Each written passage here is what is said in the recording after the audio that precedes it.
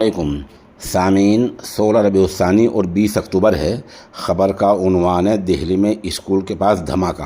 تھوڑا بہت نقصان بھی ہوا ہے، لیکن دہلی جیسے علاقے میں دھماکہ ہونا ایک بڑی بات ہے۔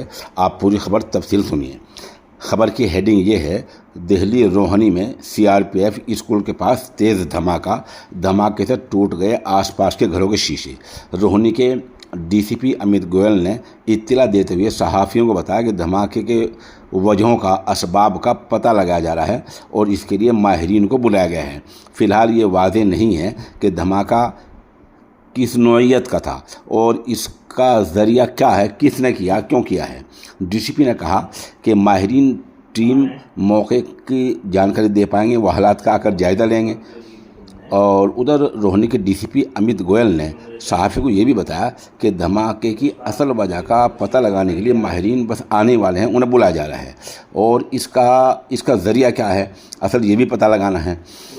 دہلی پولیس نے جائے حادثہ کو، اس معاملے کو بہت سنجیدگی سے لیا ہے اور اس میں فورنسک ماہرین کو بلایا گیا ہے اور FSL کی ٹیم دھماکے کی وجہوں کی جانچ کرے گی اور یہ واضح کرے گی کہ وہ کس نوعیت کا تھا، حملہ تھا یا پھر حادثہ، یعنی حملہ یا حادثہ، اس کی بھی جانچ ہونی چاہیے۔ بات اچھی ہے۔ دہلی پولیس کے اسپیشل شیل کی ٹیم بھی جائے حادثہ پہنچ گئی ہے اور جانچ میں تعاون کر رہی ہے۔ ذرائع کے مطابق دھماکے کی وجہ سے آس پاس کھڑی گاڑیوں کے شیشے ٹوٹ گئے ہیں۔ کچھ گھروں کے شیشے ٹوٹنے کی اطلاع سامنے آئی ہے۔